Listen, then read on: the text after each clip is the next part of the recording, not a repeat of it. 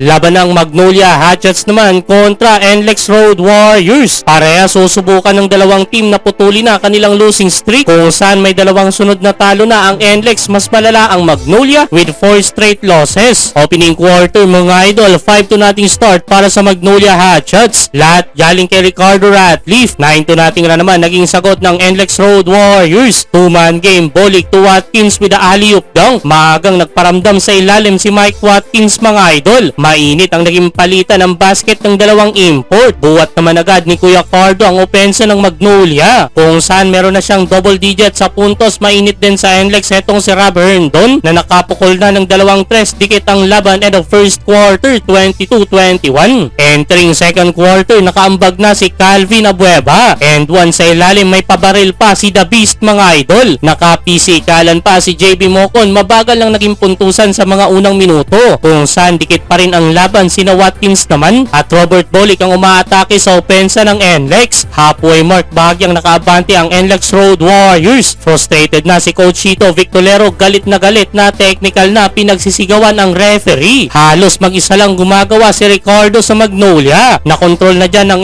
NLEX ang laban mga idol. Uminit na ng tuluyan si Berto, pinasayaw si Jed Mendoza sa kanyang step back 3-pointer na nasundan pa ng tres na naman ni Rob Herndon. Pangatlo niya na yan mga idol. Well, nakasagot ng tres din si Mendoza papatapos ang quarter. Pero 7 ang naibaong kalamangan ng NLEX end of second quarter. Low scoring mga idol, 45-38. Grabing pagbubuhat ginawa ni Ricardo Ratliff, 17 points mga idol. The rest 53 points lang nakuha niyang tulong kina Baroka, Lucero at Lastimosa. Habang balanse ang puntusan sa NLEX na pinangunahan ng 12 points ni Berto at 9 points nila Watkins at Herndon. Entering third quarter, maaga pa lang na magana double digit lead ng NLEX after ng 5 straight points ni Kevin Alas, 50-39. Halfway mark nakadikit ang Magnolia, pinapangunahan pa rin niya ni Ricardo Ratliff. Sumalampak na mga idol sa kanyang transition slam dunk. Naibigay niya na sa Magnolia ang lead under 4 minutes, 60-58. Patuloy ang kiskisan sa ilalim nila Calvin Abueva at JB Mocon. Maagang na fouled out sa laro si Mocon mga idol. Karamihan ang foul niya nang galing kay Abueva. Pumakawala na naman ng Treasure Herndon mga idol sa corner na sinagot naman ng 2 points sa ilalim ni Jeric Balanza. 64-63 end of third quarter. Lamang isa ang Magnolia. Fourth quarter mga idol, maagang nabawi ng NLEX ang lead. What a spin move mula kay Robert Bolik. Patuloy ang init sa labas ni Rob Herndon. Nakumana na naman ng back-to-back 3-pointer. Biglang umabante na naman 7 ang NLEX Road Warriors, 80-73 under 7 minutes. Patuloy pa rin din ang pagbubuhat ni Kuya Cardo sa Magnolia. Under 3 minutes nakakuha na din ang tulong si Ratliff kay Mark Baroka. Nakumana ng 4 straight points mga idol. Dikdika na ang laban sa dulo mga idol kung saan nag-extend pa sa overtime. Overtime period mga idol, sipag defensively hatid ni Calvin Abueva para sa Magnolia. Butata si Robert Bolik. Nag-step up na dyan kanilang mga locals Lastimosa at Save Lucero. Lumamang na sila 5,